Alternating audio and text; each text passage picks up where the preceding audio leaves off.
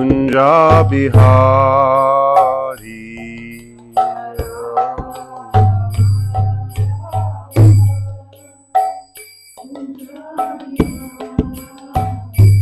Jaya Radha Madhava Kunja Bihari Vanadhari.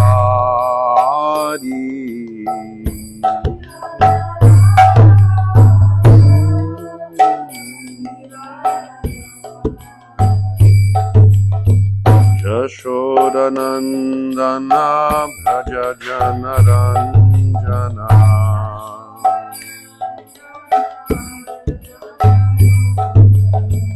Yashodanandana Bhaja Janaranjana.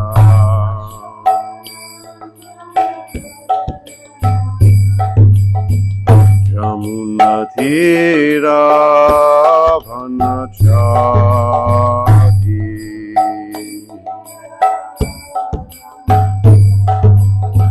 Yamunatira Vanachari.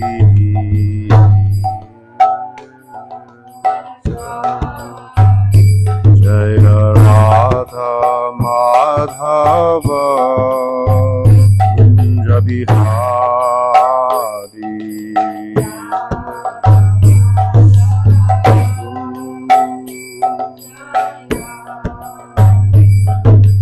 Gopi Jana Vallabha Girivanadhari.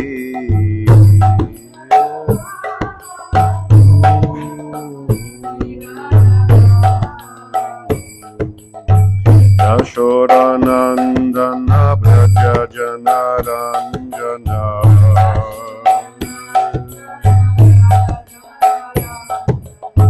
Yamunatira Vanachari.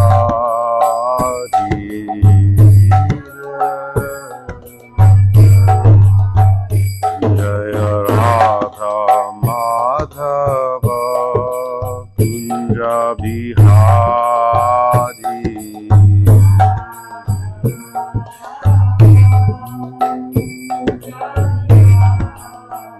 Jaya Radha Madhava Kunja Bihari.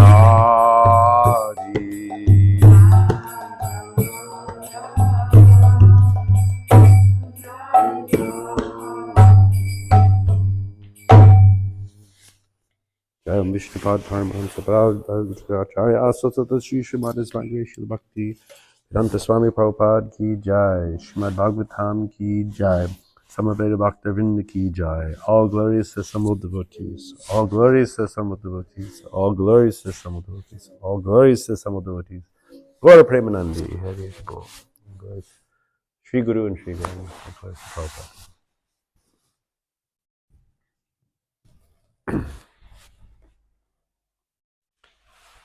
Om Namo Bhagavate Vasudevaya.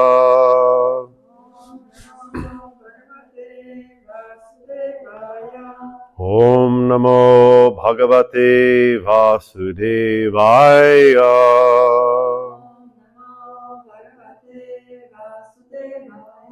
Om Namo Bhagavate Vasudevaya.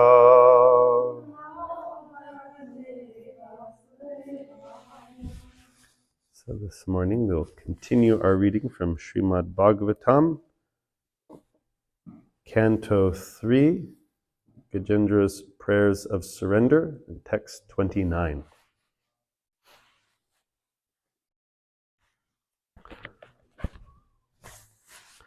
So it's like that Gaurahari does the word for word first, and then so we have more understanding of the verse that we're reading, and we get to practice the words individually. So I'll do that. Na, not. Ayam, people in general. Veda, no. Svam, own. Atmanam, identity. Yat Saktya, by whose influence? Aham, I am independent. Diya, by this intelligence. Hatam, defeated or covered. Tam, unto him. Duratyaya, difficult to understand. Mahatmyam, whose glories. Bhagavantam, of the Supreme Personality of Godhead. Itaha, taking shelter. Asmi aham, I am. So now the verse. Nayam Veda Swam Atmanam.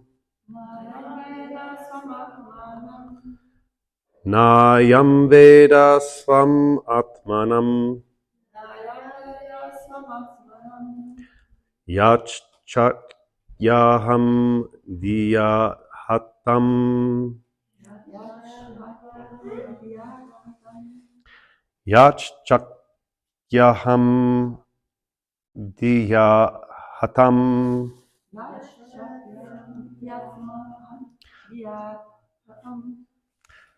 Tam Durataya Mahatmam Yam. Tam Duratyaya Mahatmyam. Sorry.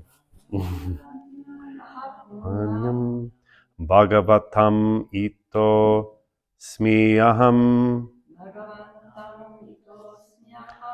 Bhagavantam ito smiyaham.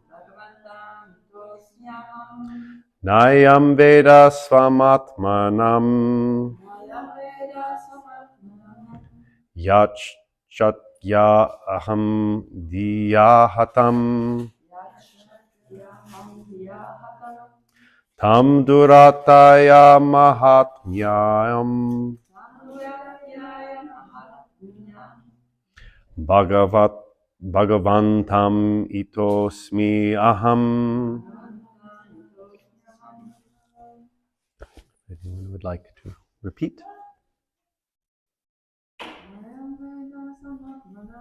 Nayam Veda Swamatmanam. Yachchatyam Diyathatam. Tam Durataya Atmanam. Bhagavantam itismi aham. Nayam Veda Swamatmanam. Yachchakryatyam diyaham. Tam durataya mahatmyayam. Bhagavantam itosmayam.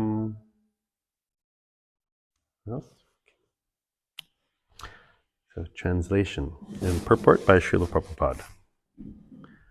I offer my respectful obeisances unto the Supreme Personality of Godhead, by whose illusory energy the jiva, who is part and parcel of God, forgets his real identity because of the bodily concept of life.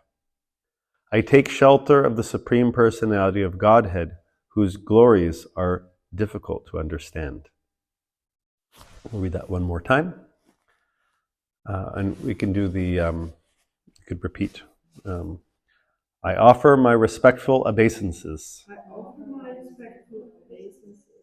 unto the Supreme Personality of Godhead, by whose illusory energy the jiva, who is part and parcel of God, forgets his real identity because of the bodily concept of life. I take shelter of the Supreme Personality of Godhead, whose glories are difficult to understand. Purport. As stated in Bhagavad Gita, every living entity, regardless of whether he be human, demigod, animal, bird, bee, or whatever, is part and parcel of the Supreme Personality of Godhead. The Lord and the living entity are intimately related like father and son. Unfortunately, because of material contact, the living entity forgets this and wants to enjoy the material world independently, according to his own plan. This illusion, or Maya, is very difficult to surmount. Maya covers the living entity because of his willingness to forget the Supreme Personality of Godhead and make his own plan to enjoy this material world. As long as this contamination continues, the conditioned soul will be unable to understand his real identity and will perpetually continue under illusion life after life. Ato griha kshitra sutapta vitar janasya mahoyam aham mameti.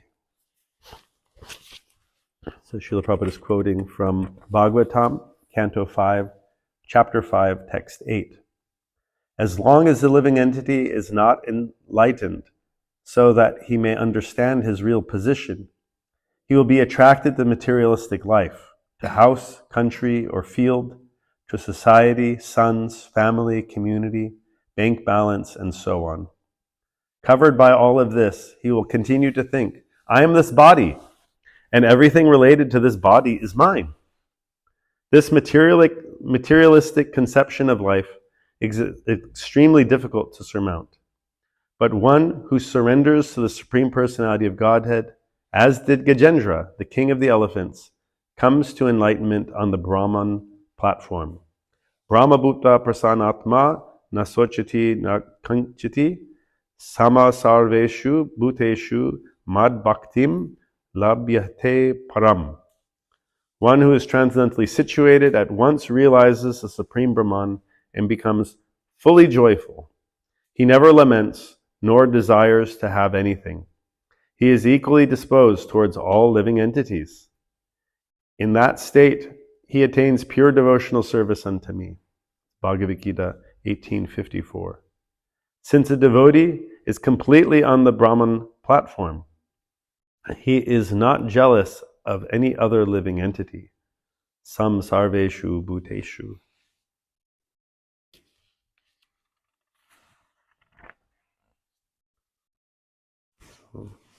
Offer my respectful obeisances, my spiritual master. Om Ajnana Tadamdasya Gyananjana Shalakaya Chachurun Militam Jena Tasmai Shri Gurave Namaha Namo Vishnu Padaya Krishna Prashnaya Bhutale Shrimate Sachinandana Swamini Tamamani Namo Om Vishnu Padaya Krishna Prashnaya Bhutale Shrimate Bhaktivedanta Swamini Tamamani Namaste Saraswati Devi Gauravani Pachani Yurishesha. Okay, so one more time I'll read the translation. I offer my respectful obeisances unto the Supreme Personality of Godhead, by whose illusory energy the jiva, who is part and parcel of God, forgets his real identity because of his bodily concept of life. I take shelter of the Supreme Personality of Godhead, whose glories are difficult to understand.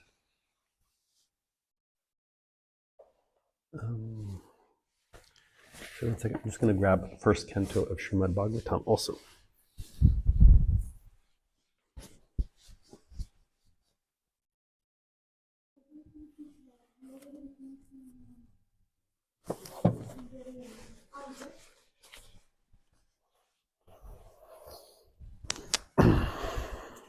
So a few things stood out to me. Oh, good morning, everyone.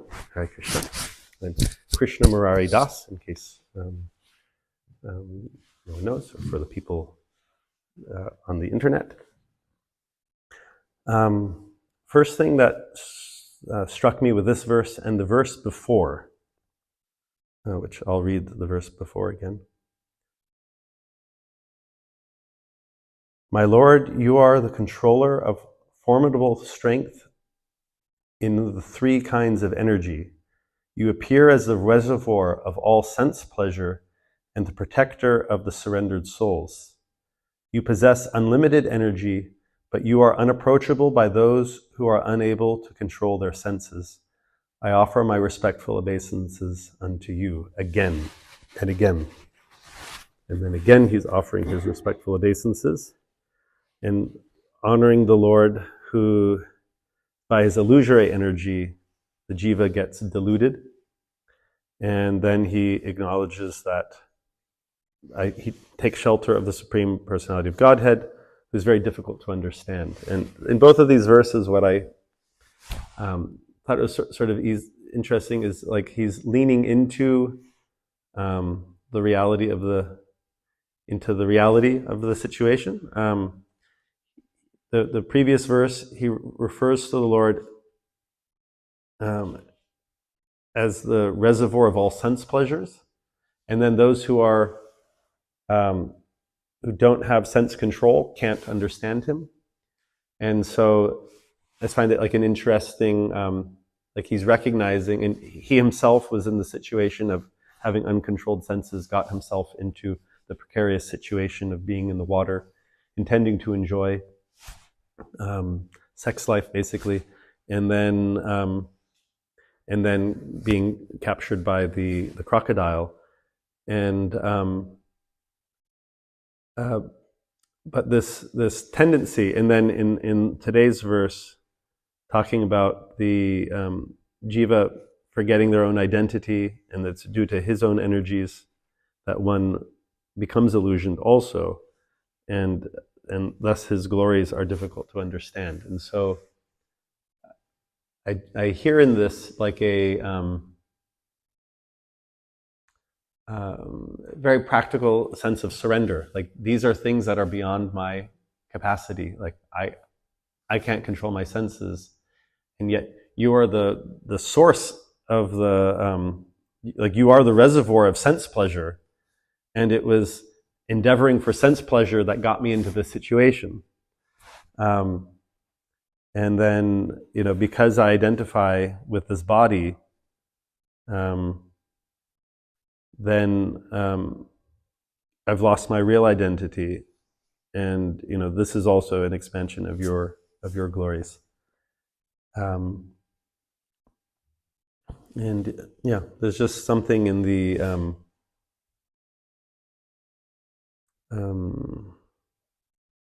sometimes it's said like you can use a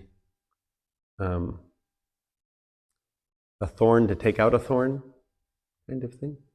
Have you heard that expression? Is that German one or Croatian? As well, no. But this interesting situation that as jivas and as jivas awakening to our real consciousness of trying to understand how the Lord's energies illusion us, and they also bring us into truth. And it's both the same Lord. In the Abrahamic traditions, there's like the split. There's God and then the devil kind of notion. And so there's like a clear good guy and a clear bad guy. But we don't have that, there's Kali or something like that. But the closest thing to the devil that we have in our theology is Maya, which simply means illusion. And so it's not that there's like an actual source of evil, but there's just that sense of evil is actually just not knowing reality and thinking something to be what it's not, and then living according to that, and then having everything in our lives fall apart because it doesn't add up. It's like having faulty mathematics or something like that. And then so whatever part of the equation you do, if one part of the equation is wrong, then everything that follows that will be wrong in the equation. And so that is our situation.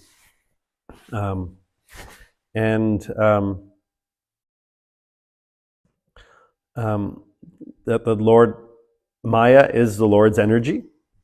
And not only Maya can be like Mahamaya, deludes us into thinking I am this body, I am the enjoyer of this body. And then Yoga Maya illusions us to think, oh, Krishna is this supreme personality of Godhead, the controller of everything, is my friend, is my lover, is my son, and enables us to actually have a relationship. But both are Maya, and both are the Lord's energies. And how do we develop the relationship with the Lord in such that this illusory potency is having us reconnect with the Lord and connect with the Lord deeper and deeper, rather than taking us away from our relationship with the Lord. But this subject reminded me of the first verse of the Srimad Bhagavatam, if I recall correctly.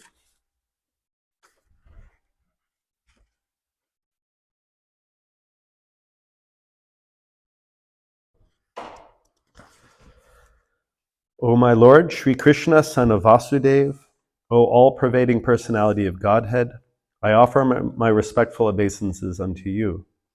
I meditate upon Lord Sri Krishna because he is the absolute truth and the primeval cause of all causes of the creation, sustenance, and destruction of the manifested universes. He is directly and indirectly conscious of all manifestations, and he is independent because there is no other cause beyond him. It is he only who first imparted the Vedic knowledge unto the heart of Brahmaji, the original living being. By him, even the greatest sages and demigods are placed into illusion. So again, this was the part that it reminded me. By him, even the great sages and demigods are placed into illusion, as one is bewildered by the illusory representations of water seen in fire or land seen on water. Only because of him do the material universes temporarily manifested by the reactions of the three modes of nature appear factual, although they are unreal. I therefore meditate upon him, Lord Sri Krishna, who is eternally existent in the transcendental abode, which is forever freed from the illusory representations of the material world. I meditate upon him, for he is the absolute truth. So, you see some parallels with portions of this verse and the verse we read today? Yes. So, maybe I won't try to be too interactive. I don't know.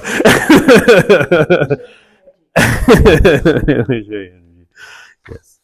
So,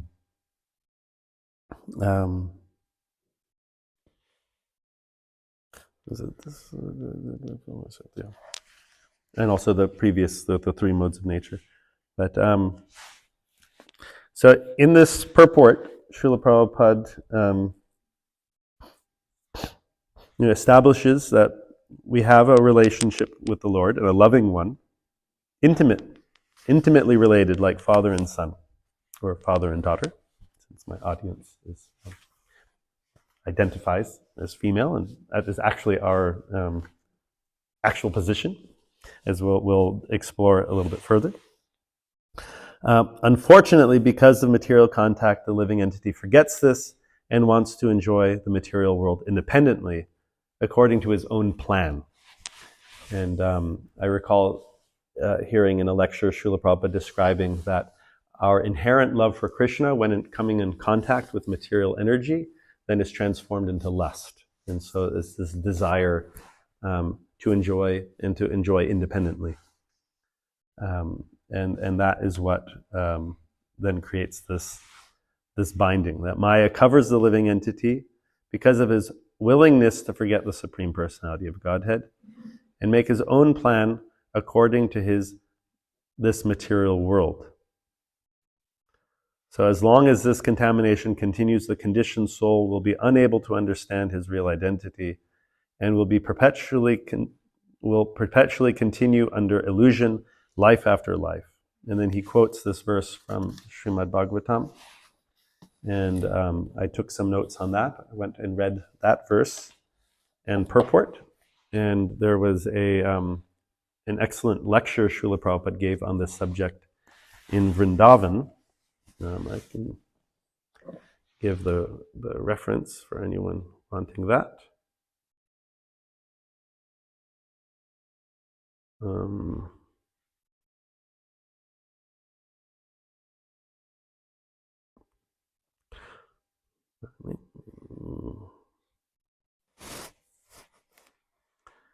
So this was a lecture. Vrindavan, so Srimad Bhagavatam, Canto 5, Chapter 5, Verse 8, and given on October 30th, 1976 in Vrindavan.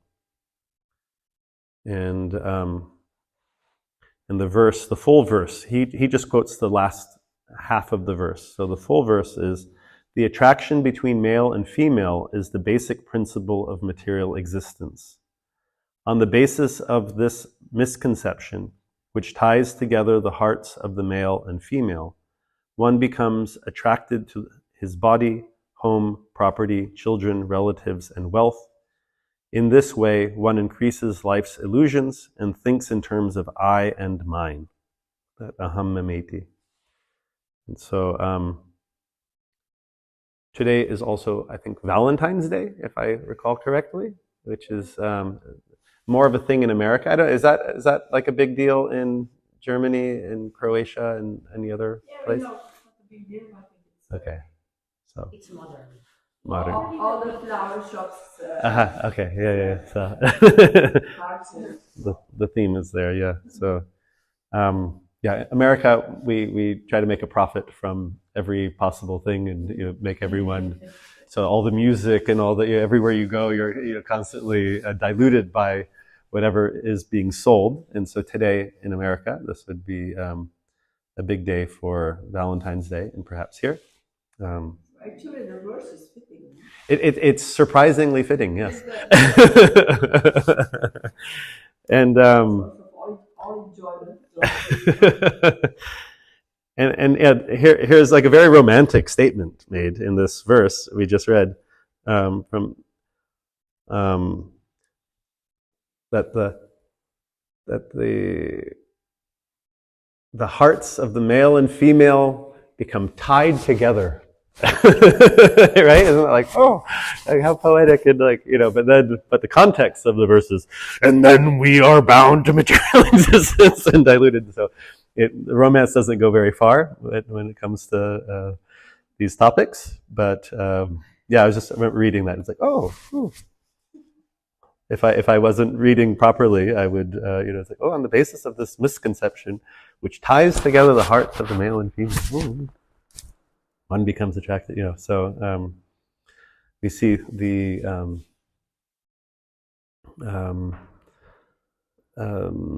I guess the difference in culture. One where it is everything is all the songs and advertising and all the shops will orient one towards having your heart tied together with hopefully a suitable mate, for the purpose of becoming more and more entangled in the world. And whereas the culture presented by Srimad Bhagavatam is helping us to have our hearts tied together with that of Krishna, or Radha and Krishna, or Sri Chaitanya Mahaprabhu, or Sri Guru, and that we take that eternal and successful path of love, and our heart becoming attached to a suitable object of love. And so a few points that were made in this class that I appreciated. that out of love for the entanglement of and I liked actually that he says on the basis of this misconception. It's not even just the basis of this conception, then the hearts become, but it's like clearly stated the misconception which tie the hearts together. One becomes attracted to this body, home, property, children, relatives, wealth, and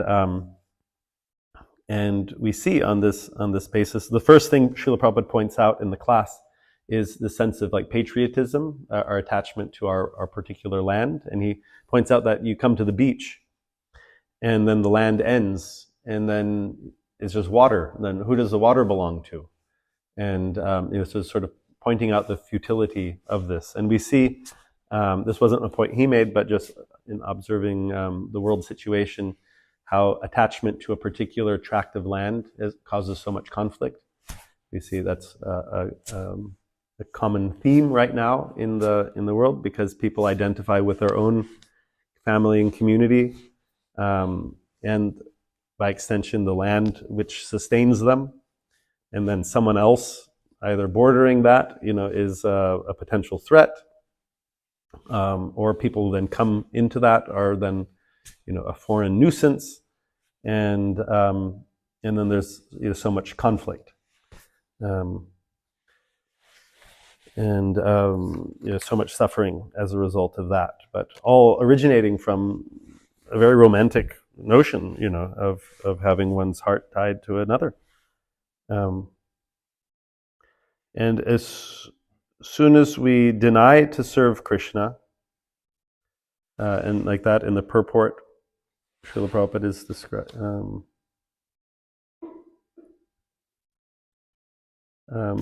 We turn away from the Lord and we have our own plan. We're willing to be forgetful of the Lord.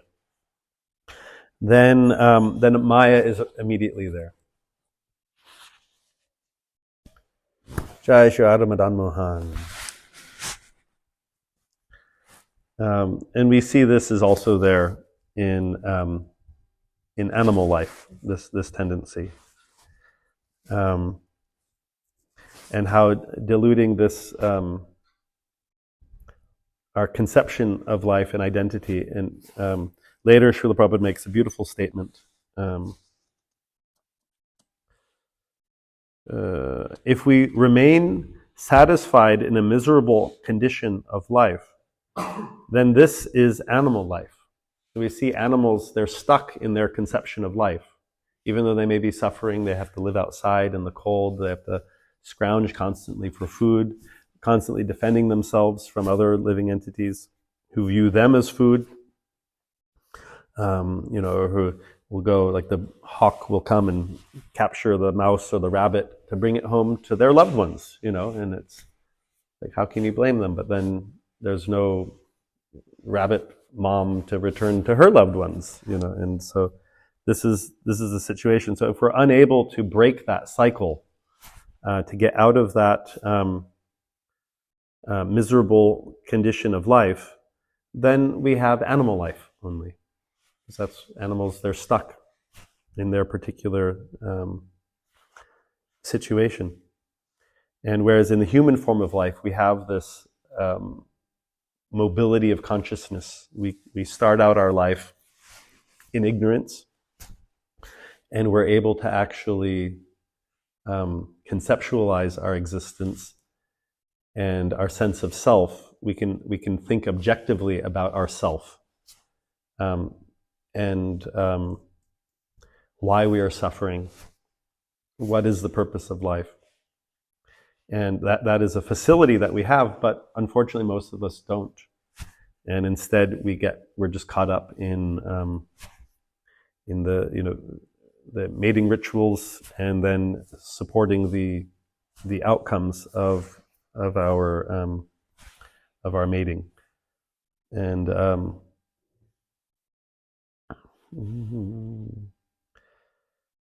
all while trying to be with the idea, I shall enjoy. But we enjoy some, but not not equal to the amount of effort that we put in for enjoyment typically. And Srila Prabhupada makes the statement, no one is thinking, I will be enjoyed. No one wants to be predominated. Everyone wants to be the predominator. But the fact of the matter is we're not. Krishna is Govindam Adipurusham Tamaham Bhajami. He's the Adipurusha. But we're all trying to be that. And so therefore we're willing to be forgetful of Krishna, because in the presence of Krishna, it's clear that we're not the predominator, we're not the controller or the enjoyer. And so we have to find some separate situation so that we can try that out to be the enjoyer. And then Srila Prabhupada states, so the Krishna consciousness movement means to learn how to be predominated, not the predominator. So our practice of Krishna consciousness, why there is a Krishna consciousness movement, is to learn how to be predominated. Everyone familiar with that term? Yeah. And from dominated, which sounds quite a heavy term. I think comes from, I should probably look up the etymology, but dom, like in Latin, is field of control or field of activity, and even even some of the language can feel threatening. I don't know, it's like predominated, but it's really interesting. Srila Prabhupada doesn't sugarcoat it at all. He really presents actually quite like a abrasive word. It doesn't sit well with the ego. So they're like, I'm going to be predominated? Like, whoa, hold on. I've spent my whole life trying not to be, no, you can't tell me what to do, or on the schoolyard, the struggles that occur, or in adolescence, and like, Mom, you can't tell me what to do, and like we spend so much then at work, and like, no, that's, you can't tell me what to do, like that's, but we keep putting ourselves into situations in which we're being predominated, and then we're trying not to be predominated. But this is our situation. As conditioned souls, because we identify with the bodies. But then he makes the point, Srila Prabhupada makes the point, that aham brahmasmi, najayate mriyate vakadachid, that I cannot take birth, I cannot die, I am not subject to suffering. I am part and parcel of Krishna. Krishna is free, I am also free. So because we are part and parcel of Krishna, and that was quoting from Bhagavad Gita, that I cannot take birth, I cannot die, I am not subject to suffering. Just imagine the state of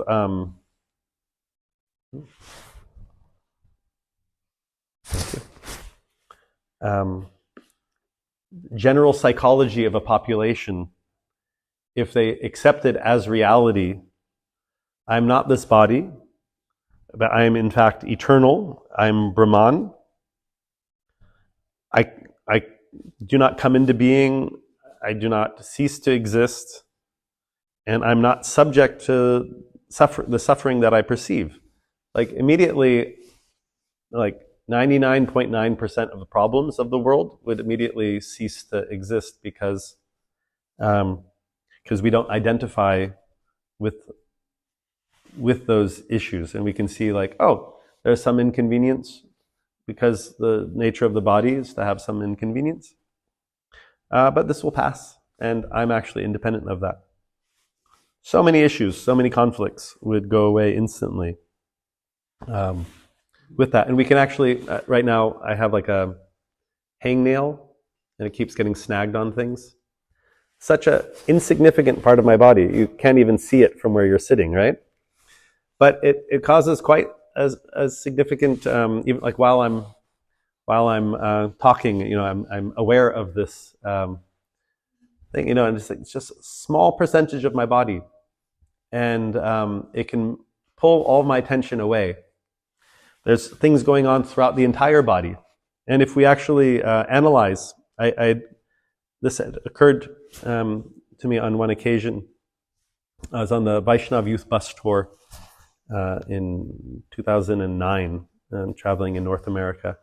And I had gotten, I think, a tick bite that I had picked off not knowing it was a tick, and it got infected and became this huge boil on my hip. It was awful. I really don't recommend the experience. And I was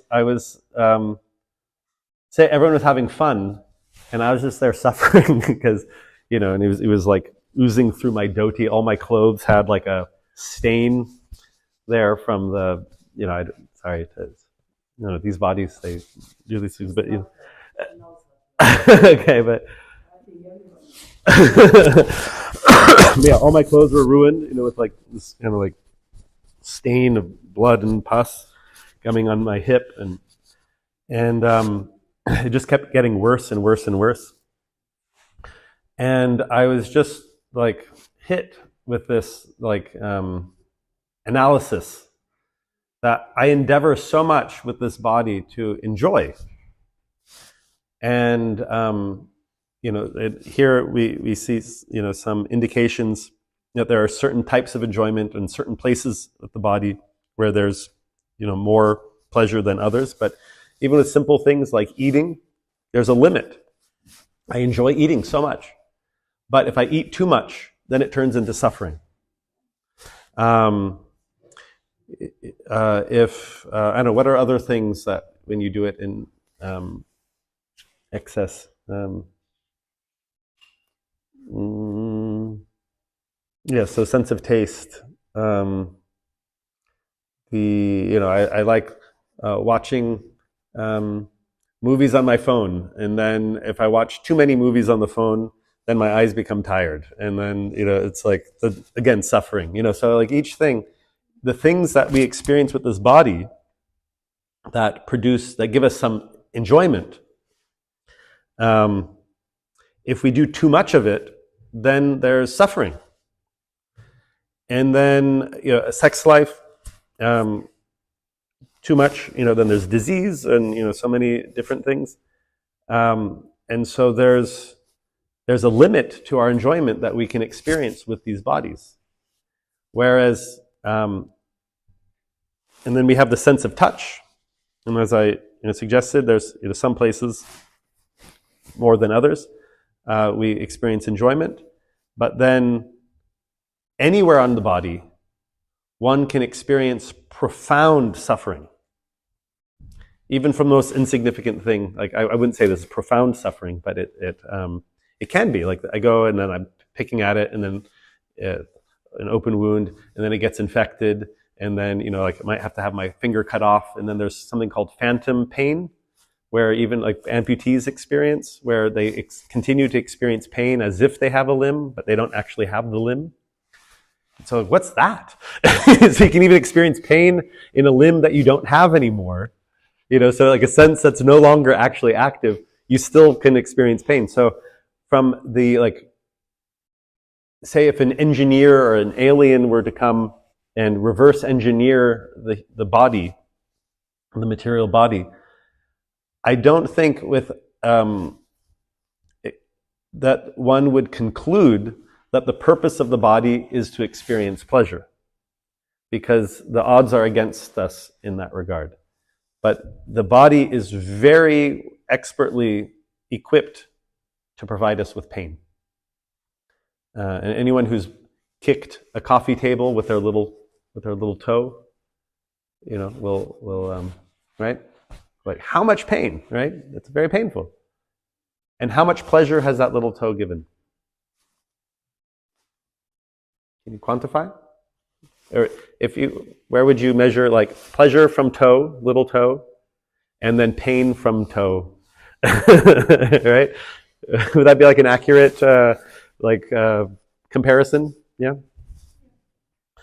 Yet we live as if it's the other way around. But the body is a very good instrument for doing some practical work. and for learning. And pain is a very good teacher.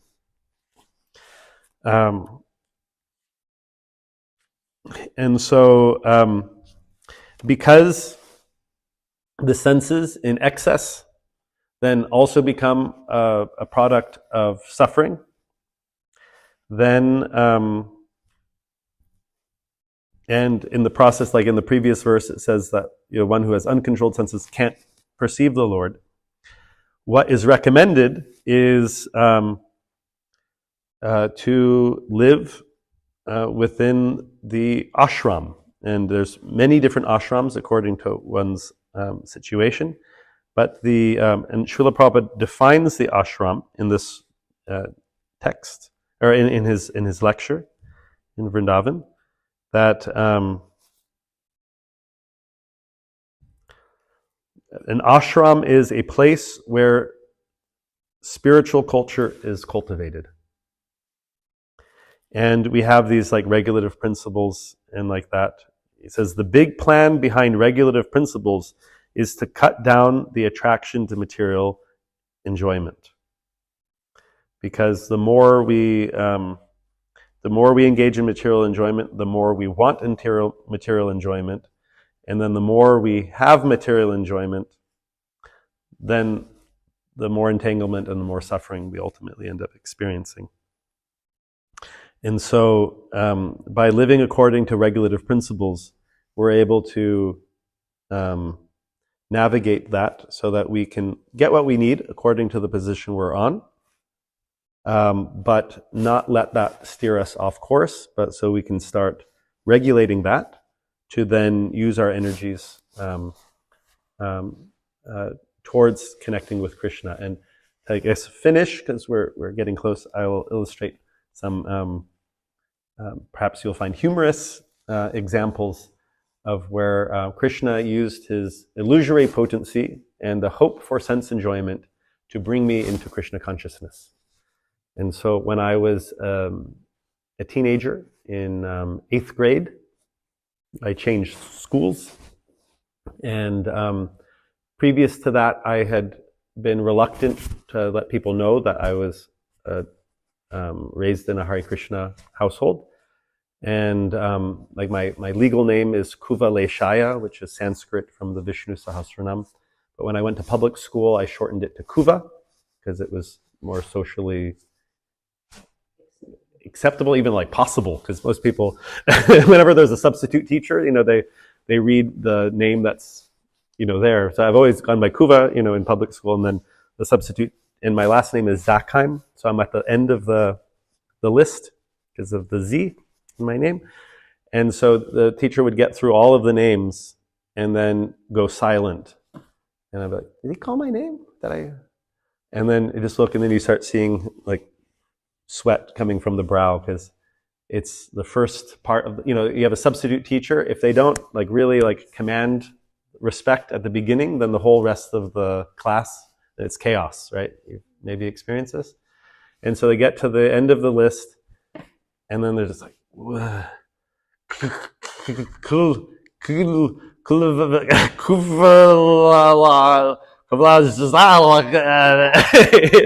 then everyone starts laughing, all the kids laugh, and the teacher looks like a fool.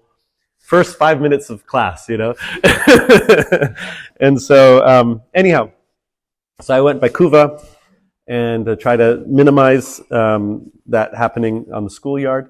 And then I changed schools and just wanted to be a normal kid. And then I was walking around with my lunch, trying to figure out where do I sit. I don't know anyone at the school.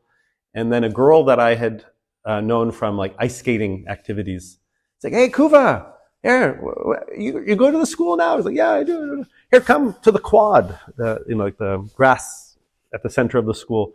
I'll introduce you to my friends. And so then the girl introduced me to her friends, all very nice girls who I thought were very pretty and popular.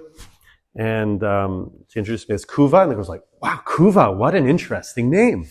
And I'm like, oh, you think so? Oh, okay. And it's like, and then what does it mean? And I was like, well, it's in Sanskrit, but actually Kuva doesn't mean anything. My actual name is Kuvaleshaya.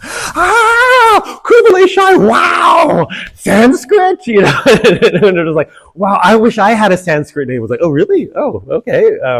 You know, it's like, so, like, do you practice yoga? And I'm like, oh, well, yeah, I guess so. You know, and, bhakti yoga. Oh, what's bhakti yoga? I'm like, I don't really know, but it's like a loving devotional service or something, you know. And so, like, oh, tell us more. And then, fortunately, lunch ended, and then I didn't have to expose my ignorance on the subject. So immediately, I went home after school, and it's like, hey, Dad, can you tell me some more stuff about Krishna consciousness? The girls at school are like really liking it. And then so then I would, yeah, so we're not this body. And then meanwhile, you know, I'm quite interested in their bodies or whatever, sorry. But, you know, and somehow like this, Krishna somehow like got me starting to interact with his system of knowledge, because I was trying to impress the girls. And then,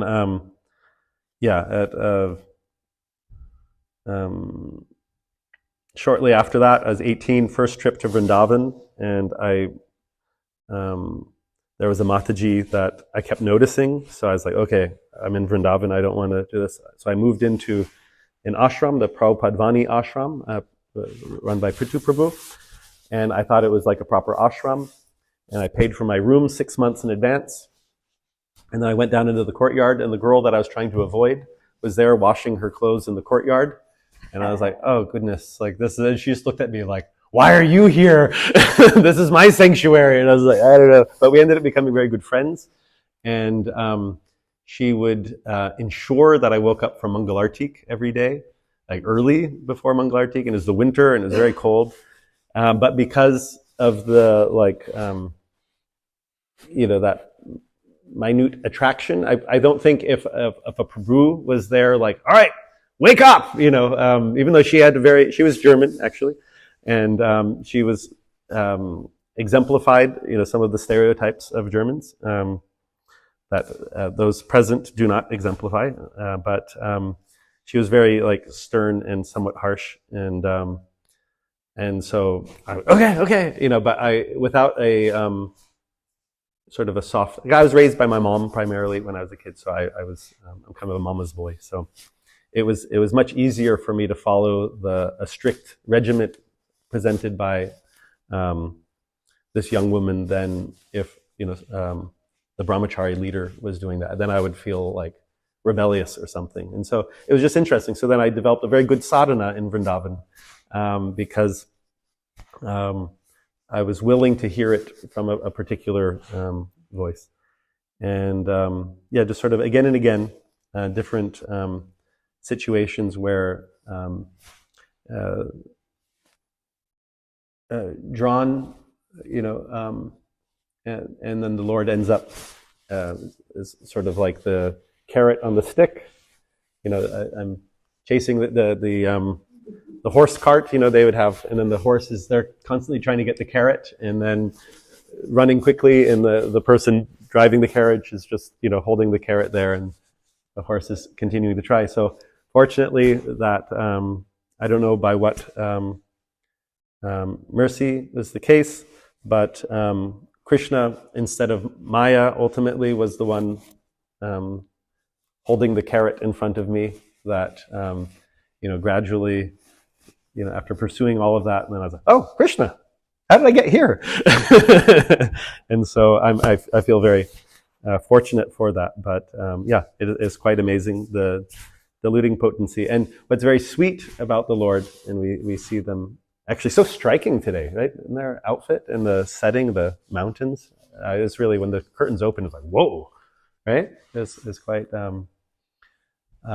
that they're so attractive. And Madan Mohan specifically, this is a form that attracts us onto the path of bhakti. They are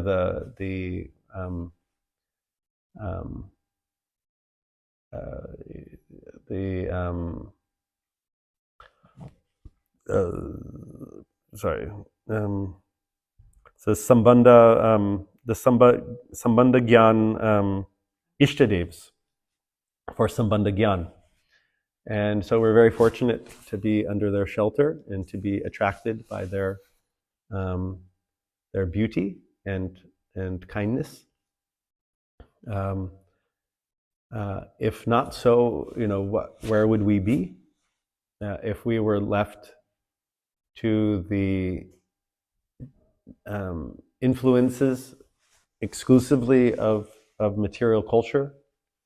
What degraded situations we might have found ourselves, but somehow Radha Madan Mohan have attracted us onto this path and are giving us shelter.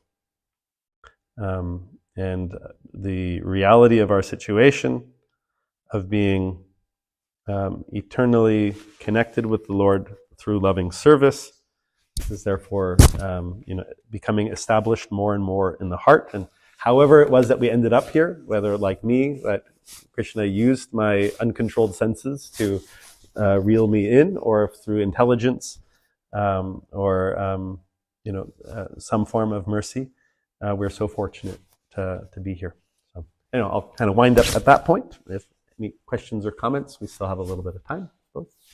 Hare Krishna. Please. You inspired me at the beginning saying that in Christianity there is godly and evil nature, sides, whatever. And then we have Krishna and Maya. And I was thinking, somehow I see it's connected to my mind. My mind can be very trickery and wants to enjoy and be demoniac, just keeping this misconception, bodily misconception, which I would call Maya. And then there is my mind, which likes to associate with devotees, which likes to follow Guru's instruction, and which likes to connect to Krishna. And so I would say, I don't know anything about Christianity, but my mind is like Bhaktivedanta Swami says, we have a good and bad dog in our heart, in our mind. And it depends which one we will nurture and feed, this one will win. So I notice that as long as I connect to my material trickery mind, I seek spiritual friends, devotees, vows, fame, name and glory and position, even inside of ISKCON.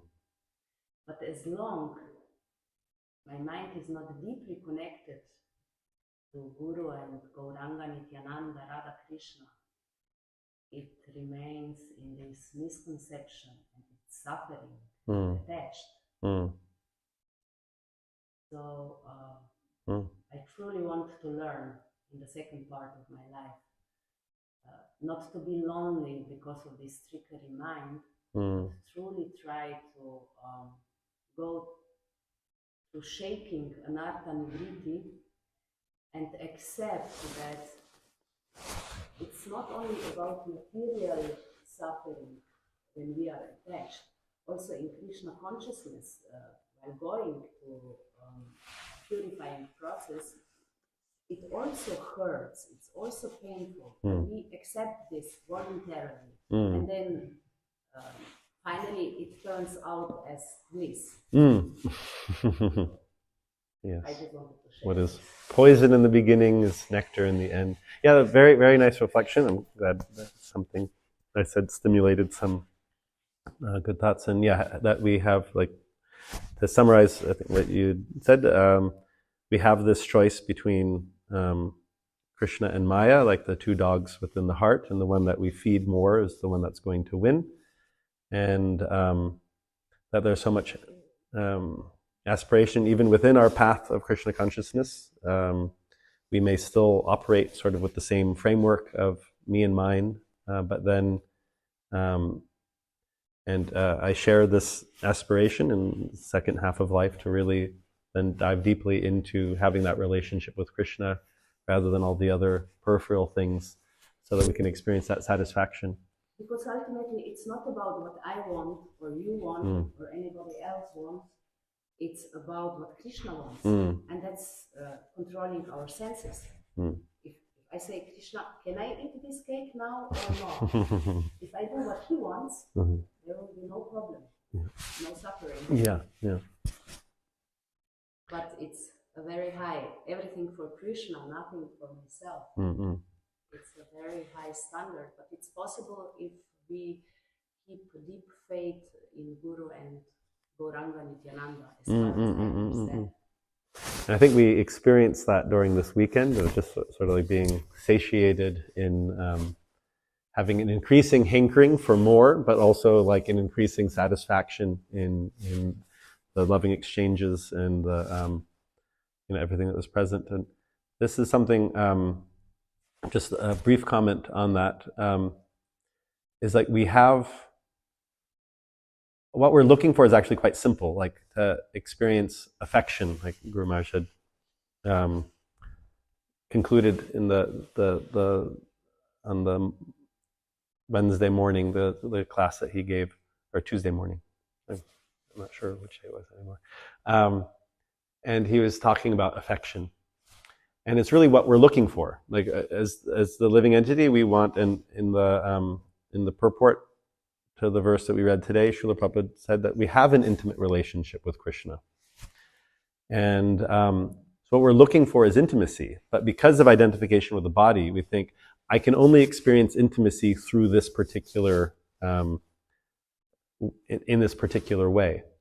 But when we broaden that by not identifying with the specifics with the body and the needs of the body, but we look at what are the needs of the soul. And the need of the soul is to have intimacy and affection. From a soul level, there's so many more opportunities to experience intimacy and affection when we're operating on that basis. But there's a narrower scope when we're dealing from the bodily conception of life. It has to be this way or that way, or with this person, or according to my identification. Yeah. Any other? We're supposed to be ending now, but just in case there's any other comments or questions or challenges. Yeah. Just as you said, with the tone you can take out the tone, it's amazing. Because Krishna is the source of all pleasure, and He wants to give it to us. Yes. We are part of Him, and it's just our curtain which we can go. Yeah. It's so easy and simple. You just do it. Yes. It's there. We have knowledge. We have everything. But we are hanging on our. We just don't apply it. Yeah. It's tragic. Now there's many materialistic people who are not. I mean, we are all the soul parts of it. They are already